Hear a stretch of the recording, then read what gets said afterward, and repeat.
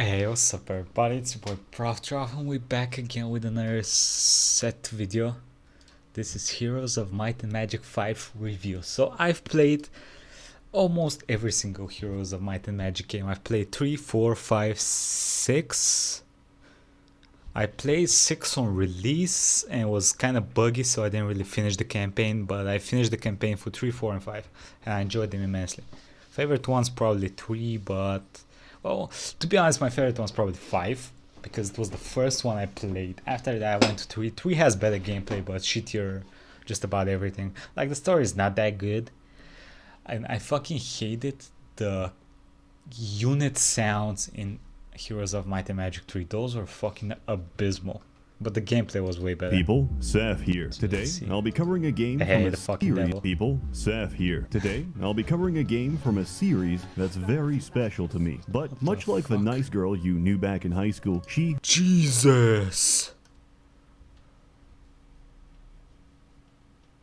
eventually went broke, destitute, and sold herself off to the French, and now you barely recognize her. I'm talking about Heroes of Might and Magic 5, released in 2006 by Ubisoft. So, what happened? How did we get here? Well, Fredio, who had the license for Might and Magic, went bankrupt. So, Ubisoft bought the license, gave it to Naval, a sweatshop developer located in the Siberian gulags, and asked them to make a game as quickly as possible with no regard for human life. And since Slavs are trained from birth to play Heroes 3 on a competitive level, the developers were a good choice for developing a successor to the series. Unfortunately, the demands of a sweatshop took their toll, and by the end of it, most of the development staff were either dead or missing. The lead programmer got mauled by a bear while picking berries in the forest. 2 of the artistic leads fell down a well and kept falling, and the designer got kidnapped by a gargoyle. Now, I know what you're thinking, and yes, this is entirely true. I even wrote an entire wiki article to prove it. Despite such hardships, Naval did manage to make a beautiful and pretty interesting game. Let's begin. Story. Heroes 5 takes place in the world of Ashan, which has no connection to Heroes 3, 4, or the rest of the Might and Magic franchise, because we get a much more interesting and non-generic setting instead. Here's a quick rundown of this compelling story. Ashan is under attack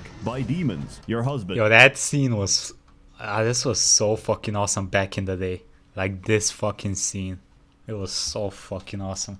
The king is killed by demons. Yo, you are now queen. You resurrect your dead husband. Then you kill your undead husband. You get kidnapped by demons. Then everyone kills the demons. And everyone lives happily ever after in the pony kingdom of Equestria. Friendship is magic. You might think I'm lying about that last part. Guess what? I'm not. What an engaging... What did I say? What did I say? What did I say? Friendship is magic. You might think I'm lying about that last part. Guess what? I'm not. Isabel, tired of the events, then passes the crown to Freyda, proclaiming the end of the Griffin Empire and the beginning of the Unicorn Empire.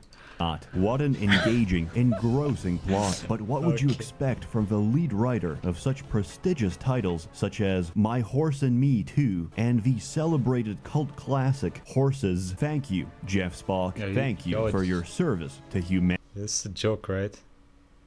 This was not the lead writer, right?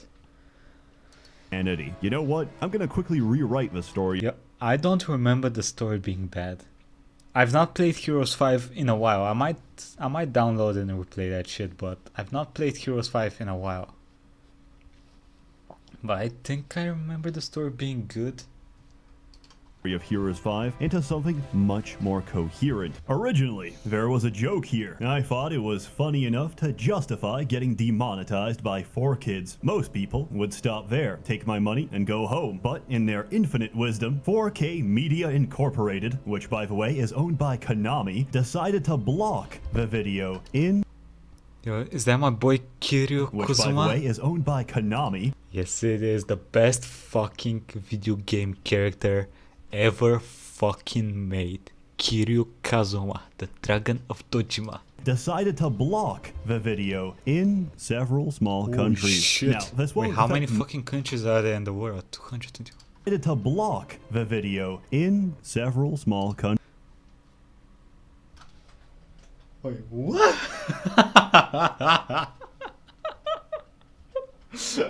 Wait, whoa. There is... countries. Now, this won't affect most of the audience, since most of our views come from Afghanistan, but it felt unfair to the 5 or 6 people who might be watching from Africa, America, Europe, or the Middle East, which really are just tiny continents in He said the Middle East and he zoomed into fucking Germany.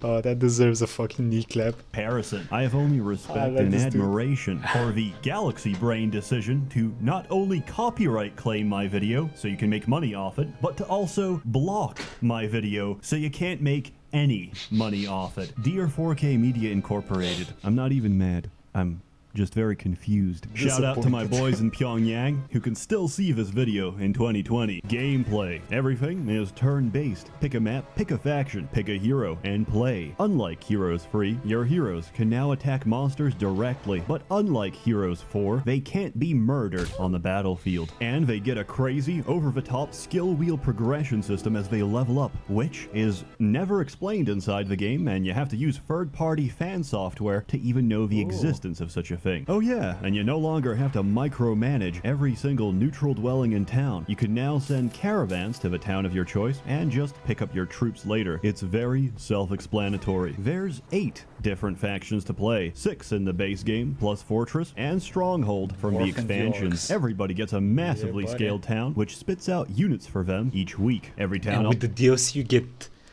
3rd variant of the fucking unit. You don't just get normal and upgrade, you get unique. I think it wasn't like a 2.5. I think it's like 2, but they have different abilities from the update, from the upgrade units. It's pretty interesting. Also gets an amazing orchestral theme song, except Stronghold. Each time I reinstall the game, I have to realize this all over again. Stronghold's music sounds like some royalty-free ambient background noise. It sounds like elevator music in a fantasy-themed 2-star hotel. So each time I have to go into my music folders and replace it with something more appropriate. Ram Ranch, it rocks.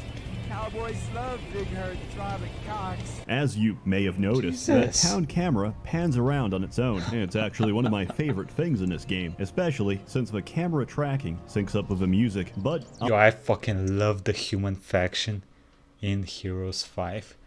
It is fucking amazing. I love getting like fucking 30,000 fucking peasants and stabbing everything to fucking death. I'll show that off at the end. Every faction gets 7 units from tier 1 to tier 7, all of which can be upgraded. Tribes of the East adds side grades too, which means there's now 2 upgrades to choose from. Most of these range from interesting to what flavor of energy drink do you want your units to look like. Let's talk about the factions. Haven. These are the humans. They're Oh, that's funny. Oh, that's funny. Oh, that's fucking funny. And that's so real. very standard, very European, and generally quite solid. Some might think the strongest unit in the Haven arsenal is the Angel. However, that's completely fucking wrong. Yes, a celestial being sent to enact the will of God is pretty good, but can she pay taxes? I don't think so. No, the strongest unit under Haven's direct command Peasants, is the baby. humble peasant. The real heroes of might and magic are taxpayers. They contribute their monthly wages to provide you with security, social services, and of course, roads. Without peasants, we wouldn't have much of a country. Yes, it's only 1 gold per peasant per day, but if you let them survive plague, I don't remember that. Oh, that's fucking interesting. famines, and high infant mortality rates, you'll win the Is that why I was so used to spamming fucking peasants? game explains a economically. lot. Because wars aren't decided by swords. They're decided by whoever money. has the most money. And that's a fact. God bless the unwashed masses for sustaining the military-industrial complex of the Griffin Empire. Stronghold. They've got orcs, centaurs, wyverns, and women. They also get a cyclops, eventually. God bless the unwashed masses for sustaining the military-industrial complex of the Griffin Dude, is fucking hilarious, bro. I love this Empire. guy. Stronghold. They've got orcs, centaurs, wyverns, and women. They also get a cyclops, eventually. Unfortunately, they also have goblins. I have mixed feelings about these little they're shits. To help you garbage. understand, let me read you one of their abilities. Yep. Treachery. When the number of these creatures falls below 30% of their original numbers, they change sides. Luckily, the rest of the faction more or less acknowledges that goblins are subhuman trash, which is great since you can sacrifice them directly to your And you can throw them with the Cyclops, which is fucking Your hilarious. shaman girls, use them as a tasty snack or even as improvised living Exactly. ammunition for your Cyclops. It's an okay faction, a bit barren, and of course their music is terrible. But that's okay, because I replaced all the Stronghold music. Yes, 28 U.S. Marines pulling up in black Ford Raptor trucks. Helicopters landed. Ram Ridge is under siege. Under lockdown.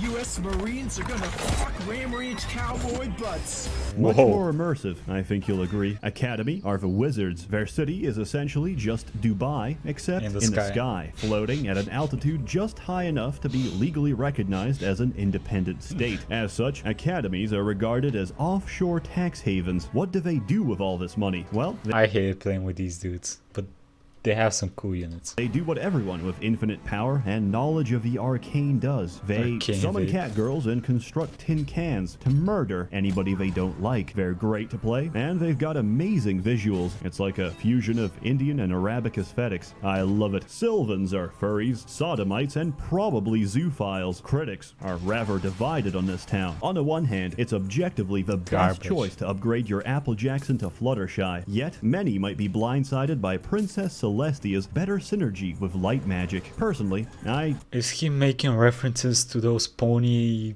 animations?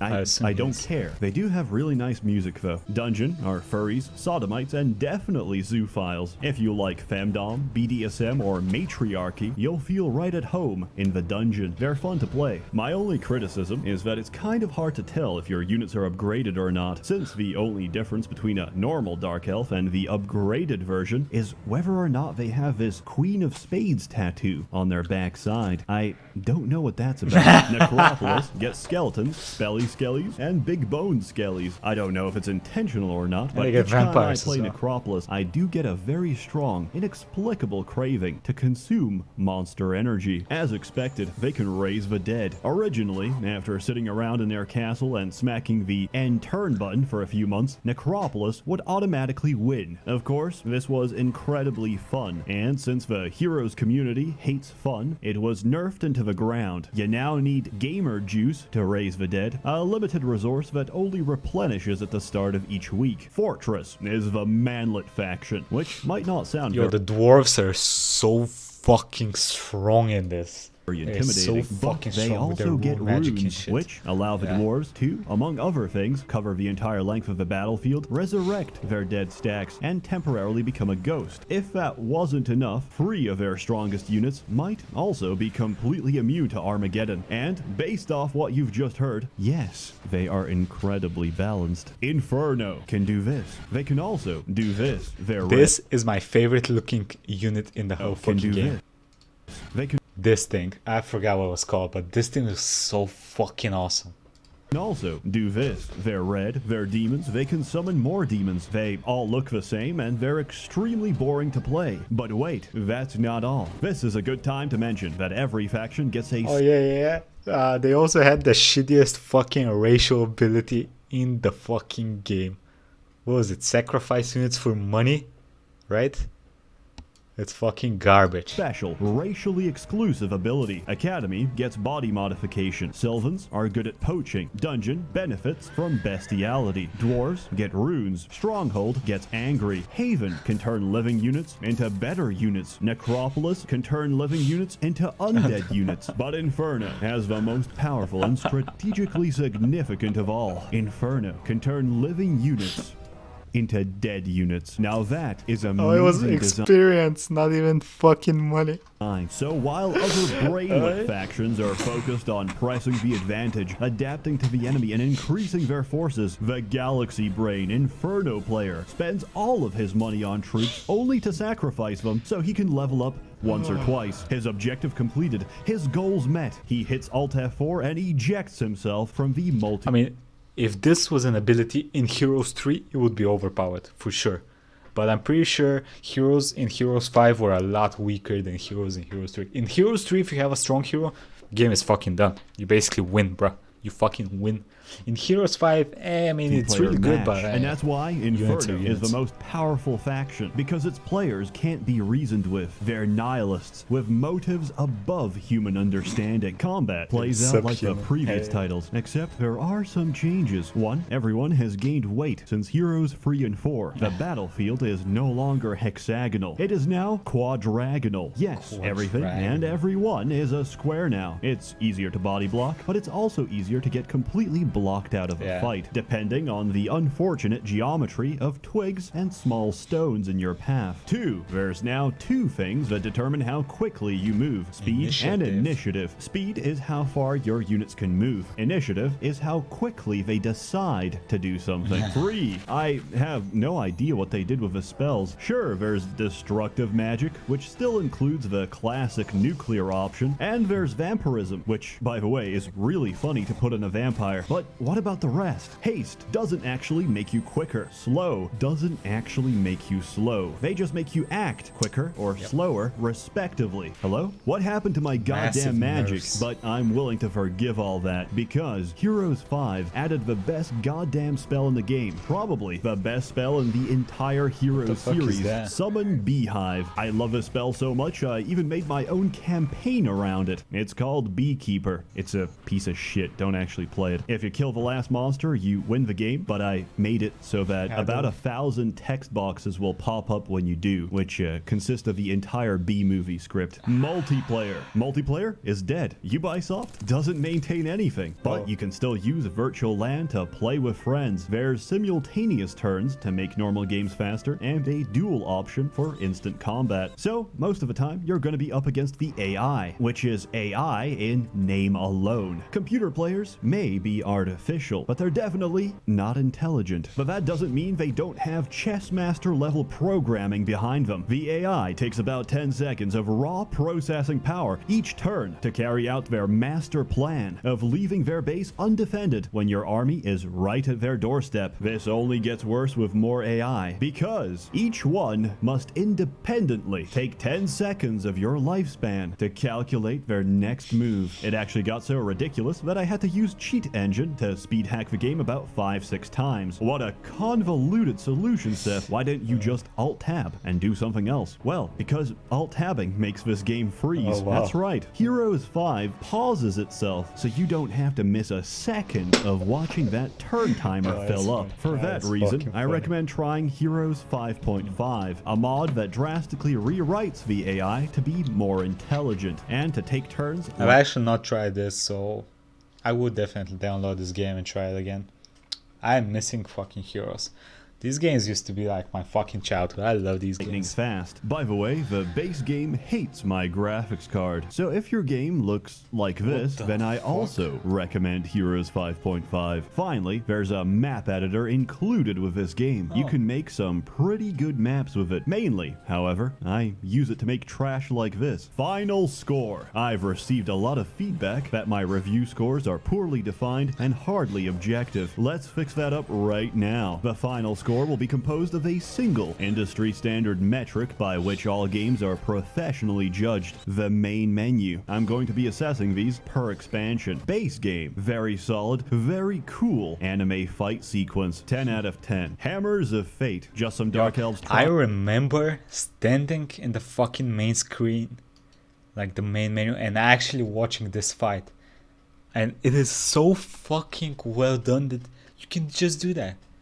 What happened to the Heroes franchise? Cool anime fight sequence, 10 out of 10. Hammers of Fate, just some Dark Elves trying and failing to illegally cross the border, 5 out of 10. Tribes of the East, an amazing high impact sequence where a Cyclops lays siege to a castle, whacking and smacking every human in his path. But just then, a crossbowman bravely runs out and shoots the Cyclops. Now, I'm gonna ask the audience, what do you think he does next? Logically, there's only 2 options. He can A, chill at the back, reload, and take a second shot in relative safety. Or B, he can charge the Cyclops with a butter knife. If you voted B, good news, you're correct. Our brave warrior follows the most reasonable course of action and charges the Cyclops. Let's see how well he does.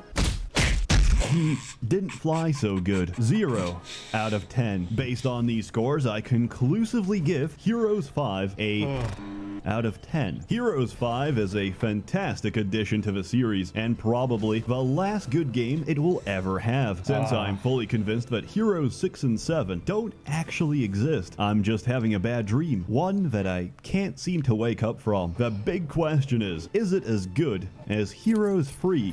Probably not, but it's a solid game in its own right and does justice to the source material. And if you don't believe me, believe the genuine words of other reviewers, such as Stephanie here, who wrote, "Love, 5 stars. My neighbor's mother-in-law makes $61 every hour on the internet. She has been without a job for 7 months, but last month her pay was $14,324 just working on the internet for a few hours. Read this post here, and GT semicolon, who are definitely real people and not spam bots trying to take your money. I recommend buying the whole collection on GOG, since unlike the Uplay copy, it comes with a full soundtrack and no DRM. Plus, it ensures that less of your money is going towards Ubisoft, who massacred my favorite series, turned it into someone's deviant art gallery, and turned me into a bitter shell of my former self. As always, more content to come next year. We're done for now, but not entirely. Earlier, I concluded my streaming contract with DLive, and as a man of my word, I went back to the merchants and asked them to vote on what kind of smut would you like commissioned. Our budget, about $1,200. Here are the results of democracy. Whoa.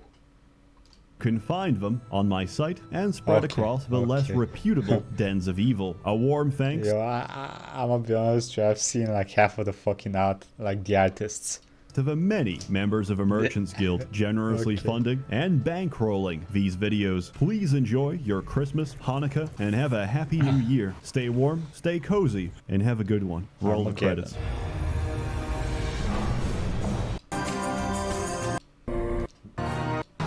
Where is the fucking human on?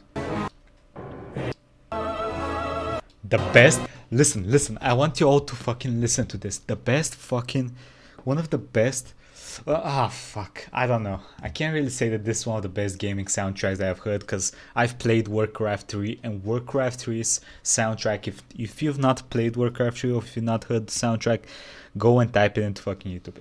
It's for me still the best soundtrack of every game, but this is close second, third, fourth. Listen to this fucking thing. The heaven fucking sound.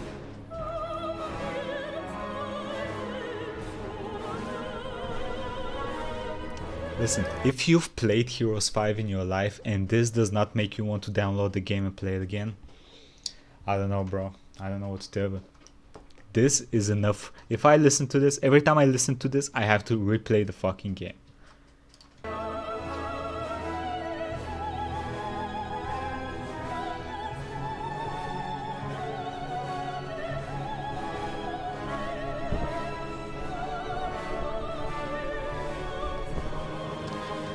Okay, that is enough. This was amazing. I hope he has reviews. I saw he has reviews of 2, 3, and 4, which is really interesting because I have not played 2, and I kind of want to get through the whole like all of the games, like 2, 3, 4, 5, 6, and 7. I hope he has reviews of 6 and 7 though, because I want to see how bad they are. Like, is it unplayable bad, or is it like, I mean, if you're a fan of the fucking franchise, you might as well play it. If anyone's played 6 and 7, let me know what y'all think about them. If they're worth playing for a huge fan of the franchise. A huge fucking fan of the franchise. Like, comment, subscribe, and I'll see you next time, everybody. Have a nice fucking day.